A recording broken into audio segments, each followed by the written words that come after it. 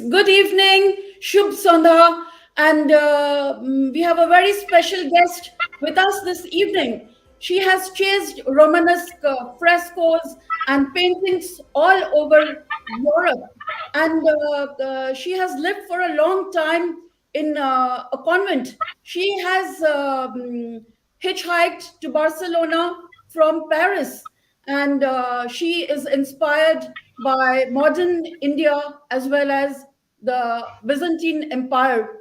And her art spans 6 decades and is beyond time and space.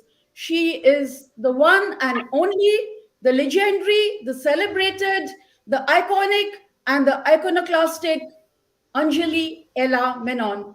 Anjali ji, we welcome you to Women TV India, uh, by women, for women, and celebrating women. We are very honored to have you with us. And this evening, we have many of your admirers and friends all over the country and all over the world who are going to be listening to you. So now I would like to just have a little video of yours playing, Anjali ji. Let's have the video, please.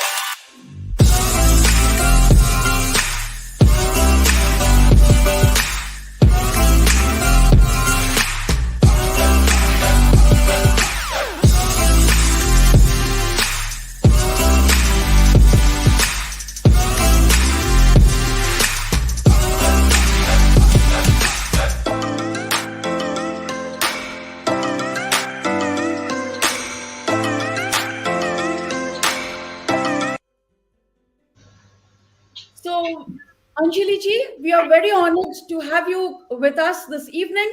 And what an exciting, what a scintillating life it has been. And Anjali ji, let's begin at the beginning. So, your paintings depict rites of passage, like this triptych Upanayan that I saw had depicted this change of the human child from from childhood to puberty, and this is one stage of the human life that fascinates you very much. So tell us, Anjali ji, tell us about your rite of passage. How did the 12-year-old studying at Lawrence Lovedale become the iconic Anjali Ela Menon? Please do tell us I something. don't know about iconic, but ever since that day when I first started to paint in oils under the tutelage of the wonderful teacher Sushil Kumar Mukherjee, who himself was a great artist, since that day I have been painting almost every day of my life, except for journeys. So I dread journeys because then I'm not painting those few hours on a plane or a train. So, So so even today, I go every single day to the studio and I work. So there's no great secret as to what you call an iconic life. It's just that I have worked steadily. Whereas I think many women artists particularly give up once they get married. And fortunately, my husband encouraged me to continue painting. And I've painted, therefore, in all kinds of circumstances and all kinds of places. Under a staircase in Vladivostok, oh my uh, God, that's somebody amazing. else's drawing room in a corner, carry my paints along in a bag, and just continue to work. And that was taught to me by my great friend Hussein, who was so mobile. He would just carry his brushes and paints in a bag, settle down on the floor anywhere, prop up the canvas against a wall, and continue to paint. Never saying, "I need my studio, I need a space, I need my attendance." He taught me that to be able to paint anywhere. So, in my life with the naval officer, I have changed house 30 times. Can you And imagine that? Anjali ji, one of the comments that came up when I was sharing your poster was that one of the ladies in our group had been to the house to a government bungalow where you Yes, once slept and painted one entire wall. She had yeah, actually seen it and she was remembering it. So, yeah, yeah. you left different, very rich legacies wherever you have gone. But Anjali ji, tell me one thing. You say you have the power, your paintings are very often prophetic. You say that 2 weeks before the late Prime Minister Indira Gandhi was assassinated, you actually painted her behind a glass with a broken pane. And now the third eye is connected both with intuition and imagination as well. We know about the imagination bit. We know you have a very, very fertile and very rich imagination. But tell me, do you think your third eye is open, particularly because you wear your trademark red bindi on your third eye? Do you think your third eye, which is the Agyan Chakra of the human body, do you think it is open, like Well, in most? I've been accused or thought of as being a little prophetic, and there are other occasions where I have been prophetic. I painted mother and child, and the baby looked exactly like my grandson, who was born 2 years after the painting. It was So amazing, the resemblance. Mm. it's amazing to get this bit from you. I mean, imagine painting your grandchild before he was born. I mean, that's quite amazing. Certain of the fact that you're a highly evolved soul, because your Agyan chakra is most probably open, and that's how you have this very fertile and very creative imagination. And as well as you can, sort of, you have this prophetic quality about you. I mean, I'm not always prophetic, but I have been on occasion. yes, Maybe yes, that was just an Anjali ji. accident. Certainly in Maybe the case that's of your third eye Gandhi. is actually open. Maybe I think that way, Anjali ji. So, Yeah. Anjali ji, now I would like to uh, talk about the Indian pioneer Amrita Shergill. Amrita Hmm. Shergill, and you have many things in common. Like both of you are of mixed parentage. For both of you, the India is your muse, and for both of you studied at the École des Beaux-Arts, and both of you have Well, we both studied at the École des Beaux-Arts in Paris, in yes, the same school. So yes, that was our early years. And then yes, both came back to India and then for the first time started painting with Indian subjects. yes, Because the work before that was extremely European. I was yes, often criticized that my work was so European. yes, And it harked back to early Christian art, to the Renaissance. The technique that I developed of thin layers of paint were very much like the Renaissance painters yes, use that technique. yes, Uh, yes. Undercoating uh, the figurative work with the terra verte, which is a sort of a green, and that gives that depth and glow to the figures. Anjali ji, if I don't know whether you've heard of this Dr. Brian Weiss, who's a psychiatrist and a past life regressionist. He's famous for his book Many Lives, Many Masters. He's very famous in the world for speaking about reincarnation. and Hmm. uh, and Dr. Brian Way says that we are immortals, and when we have unfinished business, we come back into this world to finish our work. And the No, I Greeks and have the not Indians. read him. I have not read him. Yeah. So yeah. Anjali ji, you must read him. But Dr. Brian Weiss, he says that when our work is unfinished, we come back to finish our work in another life. And the Indians and the Greeks, they all believe in reincarnation.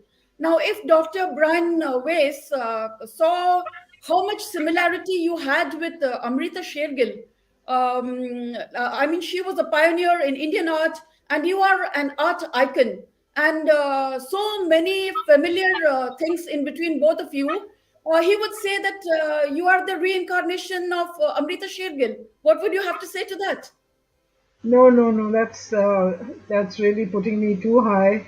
I'm nowhere near Amrita in terms of the output of my work. Though I've painted thousands of paintings, I was fortunate to live longer, and Amrita died at a very young age. But even then, she had created a marvelous body of work, and I don't think I could ever match that in style or quality. But So I think but somewhere that's the exactly, comparison she becomes died odious. prematurely. She died premature. She died Yeah. young before she could fulfill all her dreams. So that could be a reason for her to come back again to fulfill her work in this world. So Well, Anjali ji, I think this theory is quite far fetched. I don't know whether I believe in it or no, it's not. not. I must suggest Dr. Brian Weiss' many life and many masters to you. You must read it, Okay. and then this will not sound so far fetched. So now, Anjali ji, I would like to talk about the empty chair. The empty chair. It's so very common to find. The empty chair. It occurs and recurs in so many of your paintings. The empty chair. No, What I would say was that I have steadily been a figurative painter, in spite of all the various schools that went into abstraction, went into installations. I've steadily followed my own path, been a figurative painter. And the chair is when the figure has just left the canvas. It is the empty chair of the missing person. So the figurative is still there to a certain extent. Usually on the chair, there's some object left, a pair of spectacles, a cup of tea, maybe a garment, uh, which says that the person was here a minute ago, but he's just left or she has just left. So the and empty chair was very much a symbol of loneliness and of melancholy for the person who was missing. but Anjali ji, I've read somewhere that people become so involved in your art that they once you caught people talking, a brother and sister fighting about whose chair it was. Is that, am I Yes, right? I remember that. Yeah. They came from Goa, this brother and Yes. sister, and that chair is mine now, and it was their dadi's chair. And the girl said, "No, it's mine now," and they fought over the chair in the gallery, and I was quite amused at that. So Yeah. that shows how much the Course, public. one paints something with one intention, but the Yes, viewer often looks at it with a completely different intention. You exactly. are not standing beside the painting to explain to the viewer what it's all about. And the viewer So the interprets. viewer can interpret the painting as whichever way they want. Sometimes they say, "This is my mother." Sometimes they say, "I recognize this person."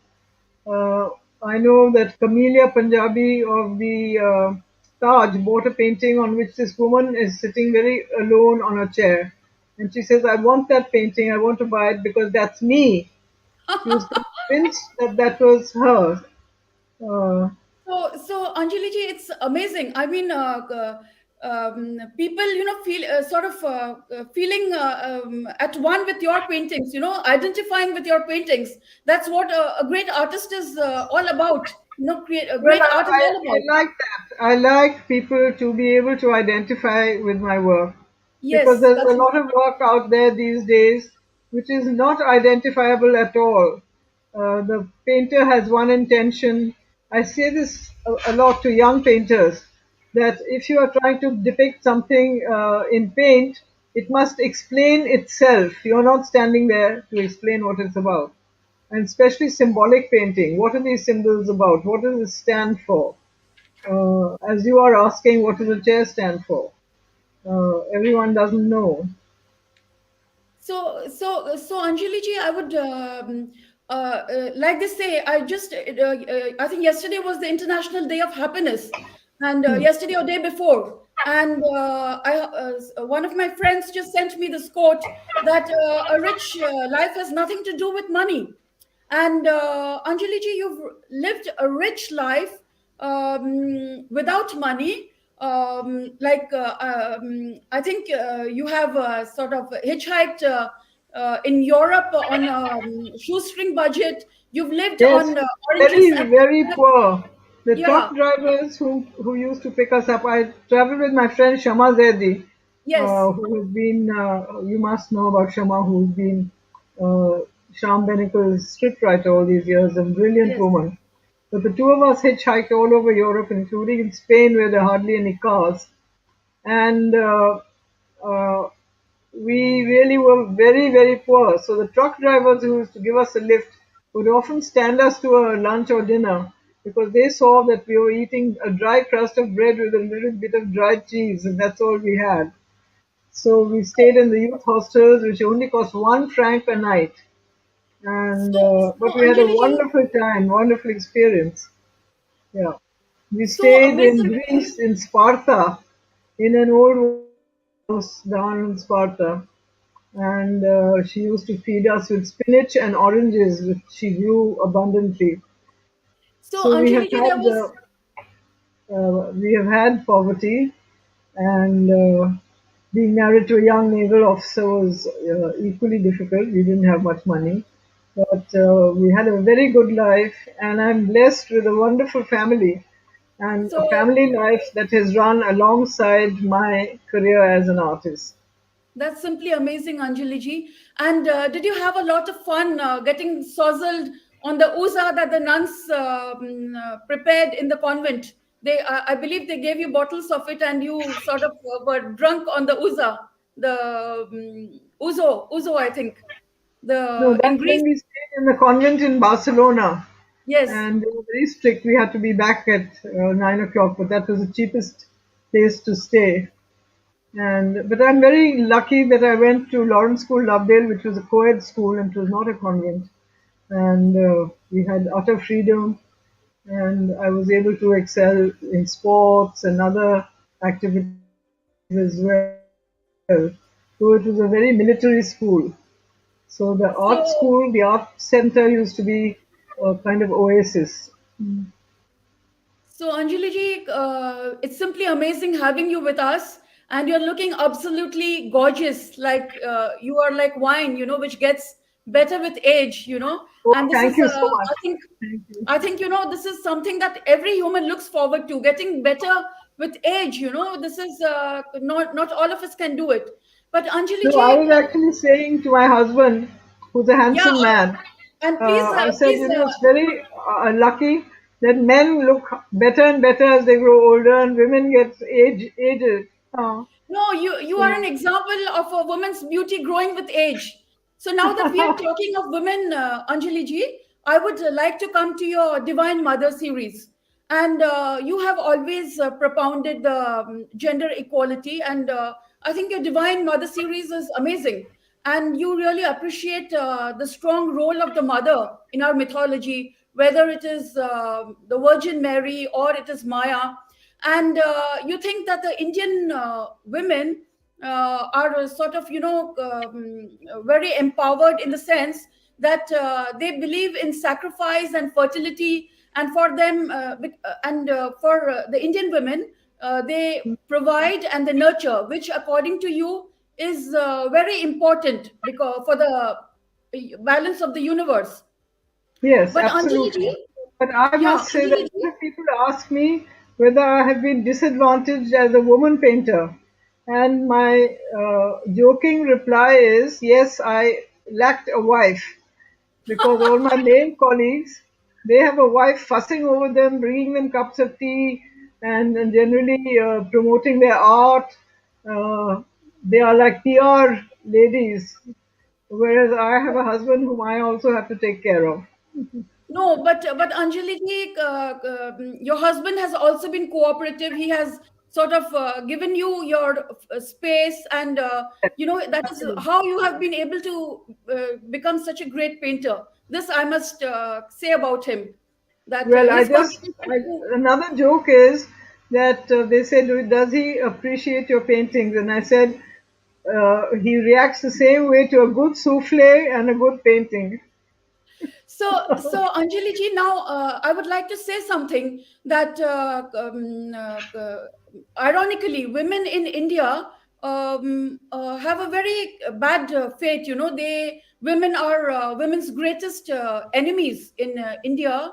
Like they have these taboos and these customs and these traditions, and it's almost, you have said, like women treat women as though it's an act of revenge. This is what you I heard you say somewhere, But quote I've it never somewhere. felt that. I've always felt very advantaged. I have Huh. not had any difficulty as a woman painter. I have enjoyed motherhood beyond anything else. I think that's the greatest miracle is having a baby. Uh, you instantly fall in love. So you So think becoming a mother is also a great act of creation? You, the great well, creative artist? it's a gift. It's a great gift. Yeah. It's a great So gift. Anjali ji, So very I painted this series of the Divine Mothers because it was yes. not only the God characters like Krishna or uh, any of the others, or Jesus or Buddha, but their mothers played a very sterling role. And I started with very early doing portraits of uh, Mary and Jesus with the halo, and I liked the ornamentation of those early works. And then I went on to doing a whole series of Divine Mothers, which and I is which continue was to do I think that. simply I amazing. am just in the process of painting another version of Yashoda and Baby Krishna. Uh, But before we go to that, Anjali ji, I would like to ask you about your Goat and Shepherd series, which is an ode to Nizamuddin, the quarter of the city where your yeah. home and your studio is located. Studio. Yes, Yeah, the goat people are all around us and they form the natural models for my work. And once I started painting the goat series, I've continued because the goats are all around. Sometimes when I leave my studio open by mistake, the goats come in and eat up all the drawings. They love eating paper. So, that's really funny, Anjali ji. The goats do have a very special place in your paintings. I mean, yeah. you can The actually last 10 make your. years or so, I have been painting the goat people, the goat herds, and the women who tend these goats. There's a park in front of my studio, and once a year they let the goats into the park and they eat up every last leaf because it's near Eid. But fortunately, we've been able to stop that. Otherwise, they didn't left the place bare just before Bakrid. Yeah, yeah, And Anjali the ji. studio is very nice. We listen to the azan going off at least 3 or 4 times during the day, and it's a beautiful atmosphere in Nizamuddin West, where the dargah is, and the people are so devout. Everyone comes to visit the dargah of Nizamuddin Aulia. So Anjali ji, you say that many centuries exist outside your studio window in Nizamuddin. Is that right? Yes, Am I right? absolutely. Yes.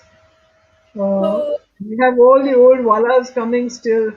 The knife sharpening walla, the papad walla, the used clothes walla, the button walla, and the balloon man, and all the children run out, and sometimes I buy them some balloons. Uh, and we see the so balloons in your paintings as well. Yeah, You're yeah. very fond of balloons. Yes, I love the Yeah. children with the balloons. Yeah. So, So colorful. Anjali ji, when you said that your husband cannot differentiate between a souffle and your painting, I Hmm. must mention to the viewers that you are a cook extraordinaire. You are a gourmet foodie, and Yes, I love to cook. I one of love your to hobbies cook is and cooking. I love to feed people because Yeah. as my sons were growing up, all their friends would be in and out of the house. There was constant flow of children. Uh, whichever flat they smelt a cake baking in, they would all gather there. That was life in the Navy, which was very wonderful actually. We were all great friends and like a big naval family. So I enjoyed my life in the Navy and all the friends I made So there. Anjali ji, this aspect of your life, where on one side you're cooking and on one side you're painting, reminds me of the of Pablo Picasso, who was also very fond of feeding his friends. So Anjali ji, it's great to have an artist in India who's like Pablo Picasso, you know, in the ways that you appreciate food and painting. You keep them on an equal level. I think that that speaks a lot about you. I mean, you know, if you can raise foods to the level of art, and I've heard you say in places that you take common ingredients to prepare gourmet food. Is that am I right? Absolutely, yeah. I try to do that. Even today, I try not to buy foreign things because I think we have abundant ingredients in India.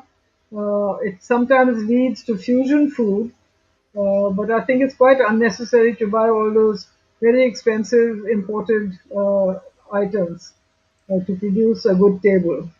So I think I hope all our viewers get that tip and learn to be more Indian and use Indian products. And Anjali ji, you were on I think on your way to writing a book with your travels and your traditional family recipes. Is it on the Yes. way? I had this American grandmother, and she was a Yes. wonderful cook. And we were Yes. brought up on all that New England food. Yes. She baked amazingly. And there were many, many women in our family who were great cooks. So I have all their recipe. And my father, who was a surgeon, he was a great cook. And on Sundays, he would cook up a storm. He would go off to Jama Masjid with a big tub and buy fresh fish and start cooking. So many people would wait on Sunday for his invitation to a lunch. So So I so learnt a lot from him.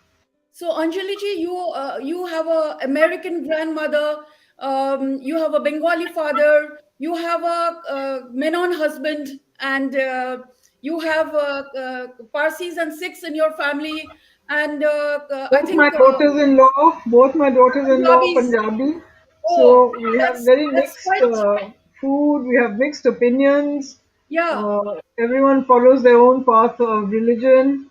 Nobody is forced to do anything. So So it's a very liberal family. yeah, and very, very interesting. So, Anjali ji, if you come up with a travelogue, a book on with recipes, I mean, I think it would be a great hit.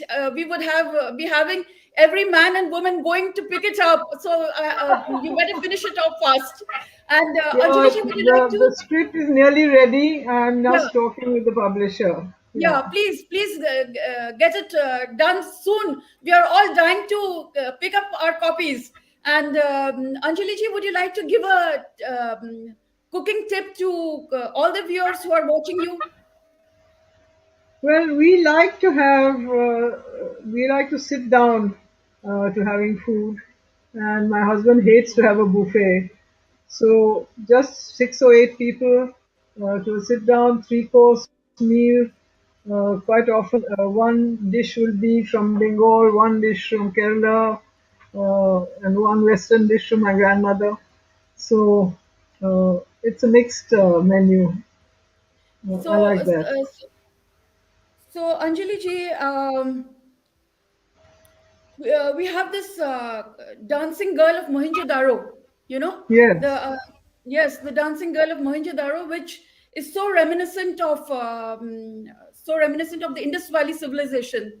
And all around the world, I mean, art and architecture recounts the civilization. Any civilization is recounted by its art and architecture. And I'm sure in the coming times, our times are going to be represented by your beautiful paintings. And for that, we salute you, Anjali ji. We are so Thank you. proud of you. And to have somebody like you know, living amidst us, all of us will be represented in the future by your paintings.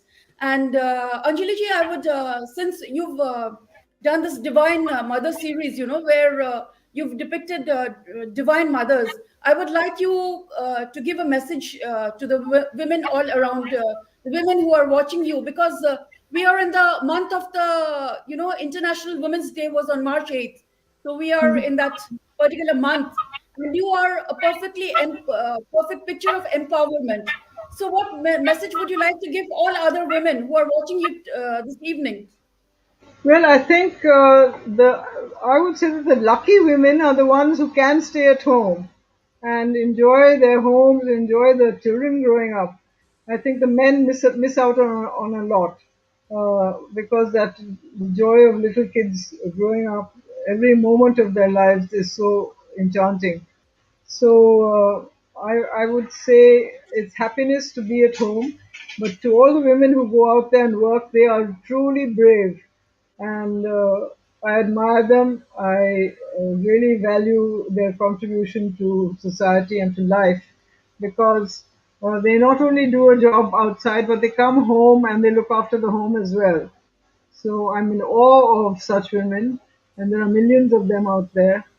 So all power to the elbow, and I feel uh, I'm very much with them in So, spirit. Anjali ji, that was such an amazing message, and all the women out there who are your fans and who look up to you are going to love your message so much. And Anjali ji, thank you so much for being on our show and sharing your valuable thoughts on air. I would like to go on and on, but that's not possible because your time is so precious, and we must let you go. So, Anjali ji, thank you so much again, and we salute Thank you, you, Lippy, for and having me. more power to Thank you you, very much. Anjali ji, and Thank many you. claps for you. Thank you, Anjali ji.